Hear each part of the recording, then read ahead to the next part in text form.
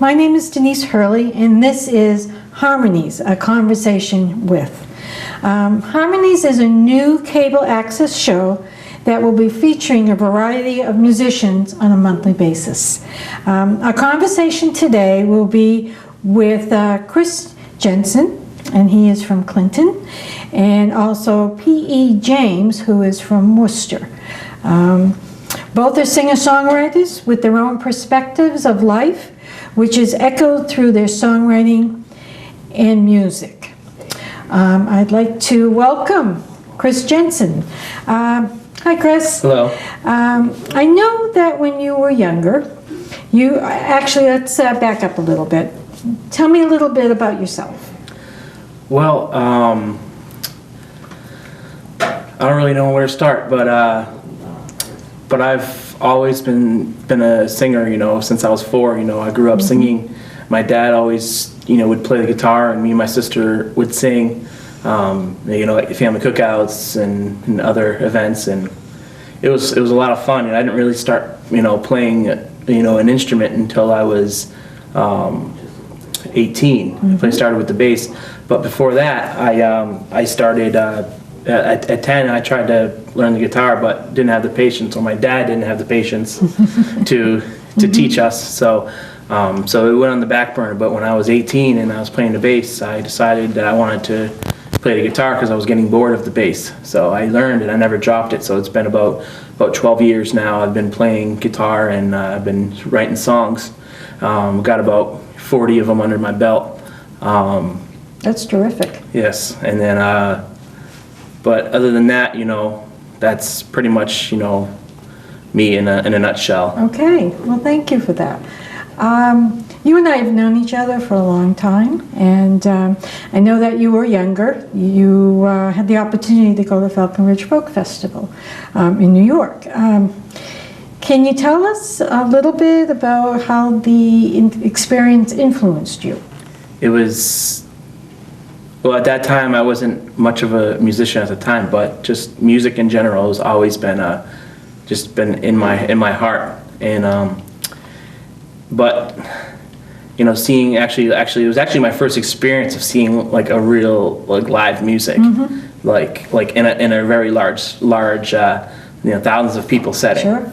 And but it was just a good experience. Walking around and seeing the different vendors, and can't forget that pizza. Pizza was always my my thing. Were there any musicians that you heard that might have influenced your songwriting or your musical experience? Honestly, not really, because Okay. but what I really like seeing Vance Gilbert for the first time. Okay. And hearing him step out in the crowd without any microphone and just belt out one of his songs, and it was phenomenal that someone's voice could project that far. Sure.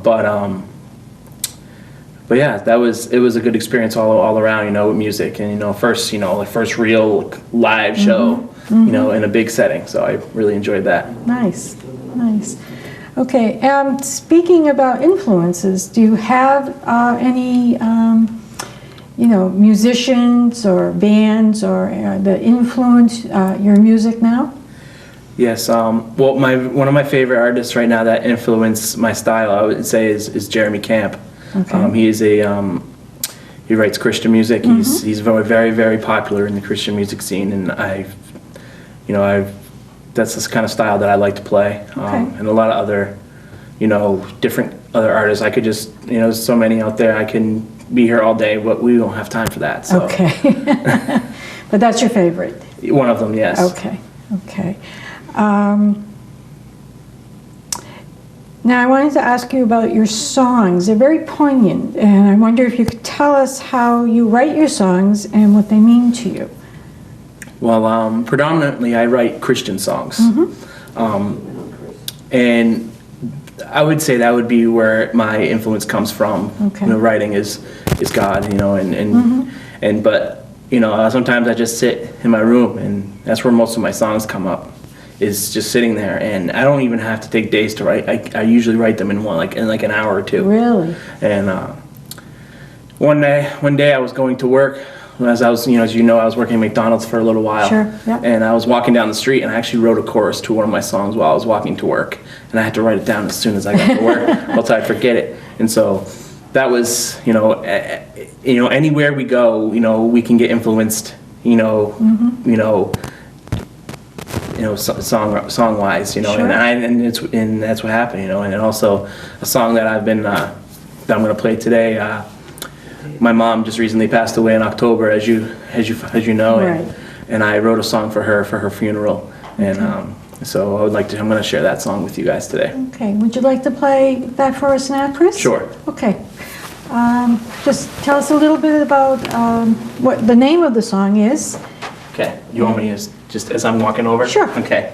The name of the song is called "You Are With Me," because I know my mom is always going to be with me no matter where I go, and so I just really, I sat down in my apartment at the time, and I just went and I wrote it, and it took me a few days, a little longer than usual when I write songs, but I really wanted it to be special, and so it came out really good, and I played it for a few people first, and they were like, "Wow, that's great, Chris." And so it's called "You Are With Me" once again.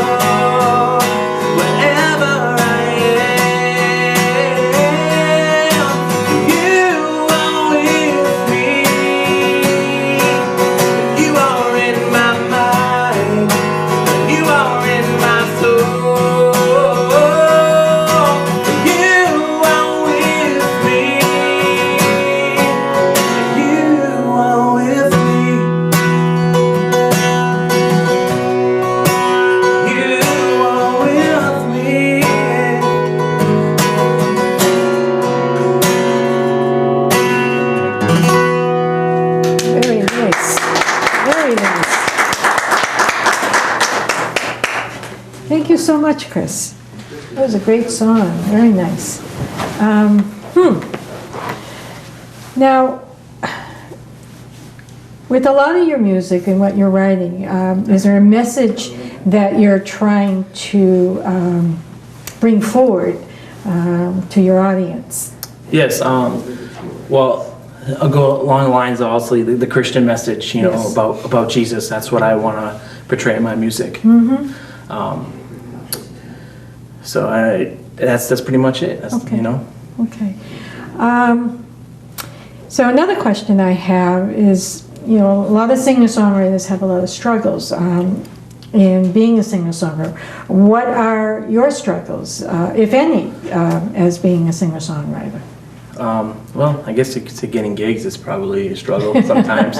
Yeah. Right now, I don't have a lot of places really. I play a few Christian coffee houses in the area. And one in Clinton down the street here. Then there's one in Auburn and one in Millbury, and then I also played in Springfield. Also, they invited me out to Springfield, Great. and that was interesting. Okay.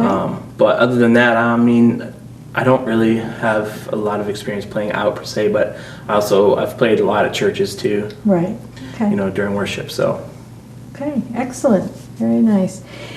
And lastly, how do you see yourself as a singer-songwriter going forward in your life? How do I see myself?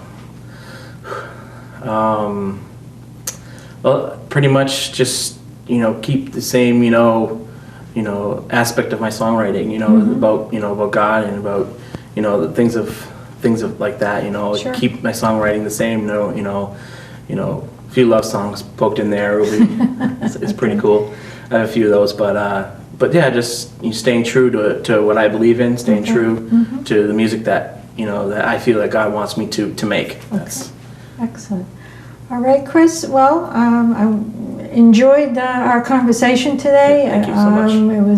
It was great for you to stop by and sit down with me. So I'd like to ask you to just sing one more song for us to end our conversation. Okay. All right, Chris. Thank you so much. Thank you for having me. The name of this song is called "You Are Mine." It's as if God was talking to us.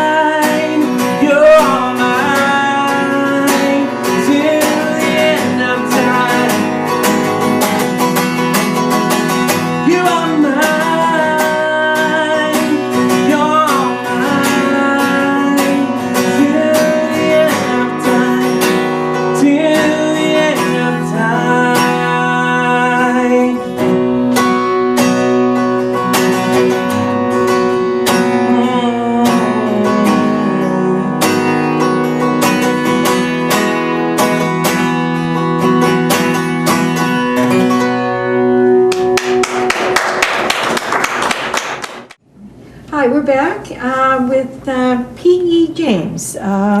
So, P.E., welcome to Harmonies. Thank you. And I would like you to tell us a little bit about yourself. Well, I'm a singer-songwriter, right now stationed in Worcester, but originally from Pittsburgh. Mm-hmm. And I play a lot around the Worcester area. Okay. The kind of music that I do are covers or originals, depending on the places that I play. Okay. Well, P.E. just handed me a couple of CDs here. One is called Snippets, featuring the Pantyhose Blues. Pantyhose Blues. Oh, sorry, Pantyhose Blues. Okay, and the other one is Adventure Time. So there's Yes. a couple of CDs that he has of his. Is this original music? Yes, yes, for the most part. Original music. Yeah. So this is great. Just to show everybody. Okay, so has there been a profound experience in your life that drives the music that you do right now? Yeah, pretty much. I think it's for most people about my age. It's the Beatles coming on the Ed Sullivan Show inspired all of us to be musicians or play guitar, one of the two. Right. Okay. And then tell me a little bit about your involvement in the music, the Worcester music scene. I started going to open mics and venues around the Worcester area because I was influenced by a couple of people who were playing, and there's a small folk community there, but Sure. it's very strong.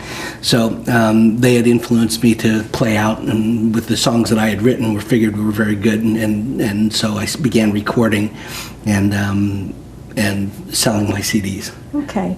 Okay. Did you like being part of the open mic scene? Is that... Yeah, it's good to see people who are just starting and learning how to become a performer, because you work so hard on your music and your training and your songwriting and your whole package, but then you have to be able to sell it to the people that are interested in seeing it. So you have to learn how to be a performer, and Right. that comes with practice, and open mics are a good place to Good start. place to start. Okay. What are your influence? Who influenced you? Who was your favorite musicians? Well, I'm a Beatlemaniac from way Okay. back, so and that's a pretty wide variety. But the music that I do is kind of a folk-based acoustic pop music, I call it. Okay. And so it was influenced by the singer-songwriters of the 70s, Okay. like a James Taylor or Simon and Garfunkel, 60s and 70s. But I also listened to Motown, and I love the harmonies and things that are involved in that sort of music. And that led me to, when I went to college, I was part of a glee club. Oh, And okay. so classical music is also a big influence in my life, as well as my mother forcing me into piano lessons when I was a kid. So I've had influences from all over. Okay. Okay. Well, I'd like you to maybe play a song for us right now. Could you tell us a little bit about the song? And... Sure. Actually, I'm going to do the first song I ever wrote, Oh, and okay. it's called the Pantyhose Blues, which we were Okay. talking about earlier. And also, like we were talking about earlier, most people start playing guitar because they want. Most guys start playing because they want to attract women. So when I went to college, it was a college where there were 8 guys for every woman. Okay. So in order to attract that one woman, I wrote a song that I thought might be interesting and about something close to them. And this is about as close as you can get. Pantyhose. So. All right. Well, please sing us the song. Thank you. I'm looking forward to hearing it. Thank you.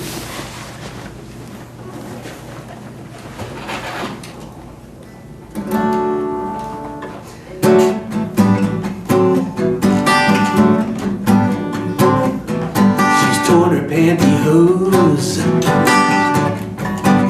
See how fast the run goes. She's torn her pantyhose. See how fast the rip goes. She's got a run in a stocking. She's got those pantyhose blues.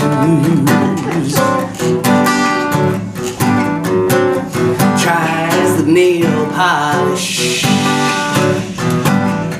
to help stop the tear. nail polish will help stop the stares. She's got a run in a stocking. She's got those pantyhose blues. Now a runner's a bummer, you know it keeps coming. It doesn't please. From morning to night, it starts at the thigh and works down to the knees. Brick walls and hangnails and watches and rings. It's those things you dread. Just when you start jumping, you bump into something that leaves your pretty in shreds. Oh yeah. I just bought these.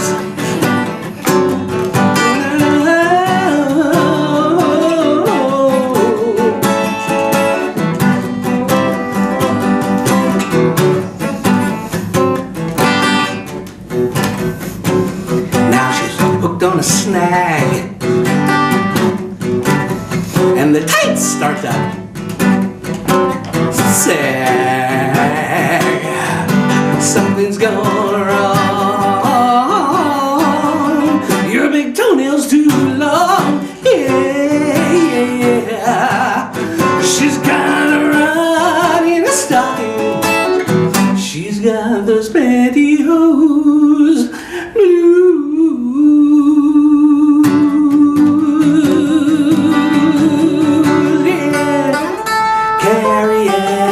Up there just in case.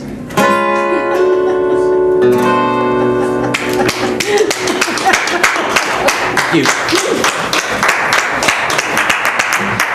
Oh, that was great. Thank you. Thank you. Glad you liked it. Yes, it was very good. Thank you. Okay. What are your struggles as a singer-songwriter, if you have any, if there are any at all? Yeah. Well, I really, struggles is a tough word, but again, it depends. The people that you're performing for are sometimes not interested in hearing original music, so you have to do covers. But but another way is to just try to present music that you think people will enjoy, or find a venue that will enjoy you. And so that's, I guess, the only real struggle that there's been. Okay. I write songs in a lot of different categories, from pantyhose to dead dogs to the standard cheating love trilogies. But I've also written them about Swiffer dusters. So it's really. Yes. So you take like ordinary situations or items, and you write different music about it, and so that's interesting. Influences come from all over. I guess so. Yeah. That's funny. Okay. The other thing, I noticed that you are a studio musician. Yes. I saw that on your webpage. So. Can you tell me who you worked with and how that experience was? I've done some producing, and I've done some playing. I also play bass guitar and keyboards, and I've been recording ever since 1980. So really?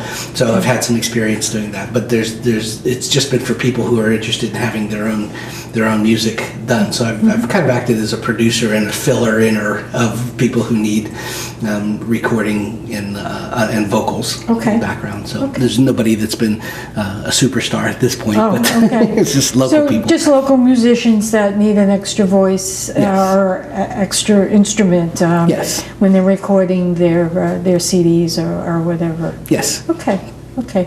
And you find that enjoyable? Oh yeah, I like the whole process of recording. I have a home studio that I've set up for years, and that's it's a lot of fun. It works like a sketch pad that you put down what you like, and you can take out what you don't like, and move to make it the best that you can under your own time. Oh, okay, very good. Okay. The other thing I noticed that you have a wonderful and diverse array of music, as you mentioned, from covers to your original music. How do you decide what you use in your set list? Well, that really depends on where I'm playing. if I'm in a bar or a restaurant, for the most part, they want to hear things that they know. Okay. So I say that I do boomer ballads, which are baby boomer songs from Cat Stevens and James Taylor and the Eagles and Right. people like that, and the Okay. Beatles. But then when I'm in a setting where there's a folk festival, or I'm at an open mic, or it's something where, like, I'm playing at the Amazing Things Arts Center on Wednesday, I'm headlining a show there, I'll do my own material, and people Right. will listen specifically for that, and they'll come just for that. For that. Okay. Okay. So do you have a strong fan base, do you think? I have a mailing list of about 300-400 families. Oh, that's good. So I've been working Worcester pretty hard. so- Yeah, I would say. Excellent. Okay, and just one last question that I have. How do you see yourself as a singer-songwriter going forward with your life? Is that your passion? Is that what you're going to do for the rest of your life? Well, I've been in music and loving it and appreciating it ever since I was a young boy, and I will probably continue to do that or mentor people as I go along. But I have a day job. I'm an engineer, Okay. so that limits you as far as what you can really do. But Right. this is my passion. This is what I enjoy doing, and Right. it's you can't stop a musician from being a musician. So I assume I'll be doing this the rest of my life. Okay, excellent. Well, I want to thank you for coming by and having a conversation with me, and very much enjoyed speaking with you today and your music. So would you like to play one more song for us? Sure. Thanks, Denise. It's been a pleasure. It's a pleasure with you.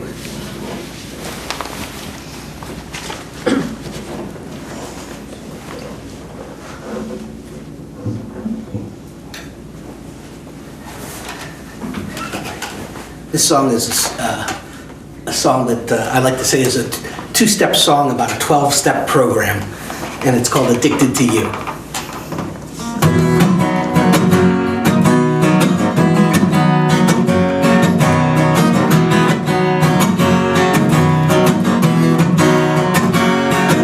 Well, I ain't had a beer in over a year, not one glass of wine, and I'm doing fine. Sipping that whiskey seems a bit risky.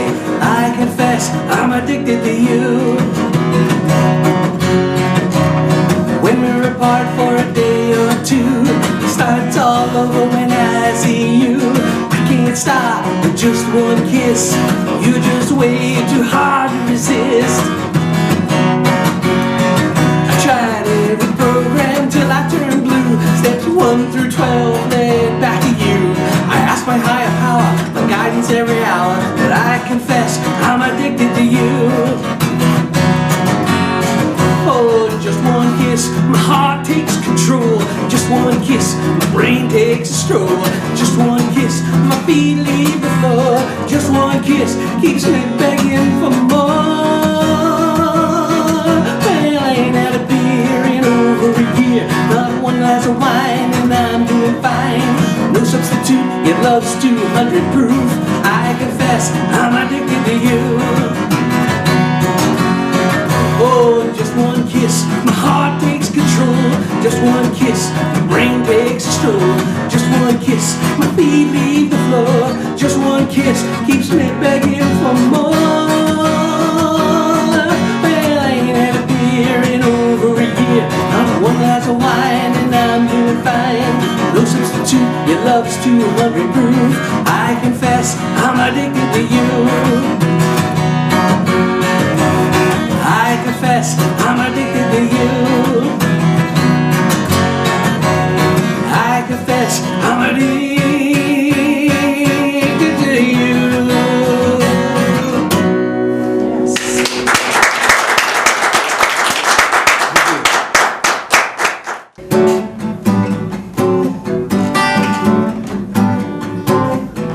She's torn her pantyhose. See how fast the run goes. She's torn her pantyhose. See how fast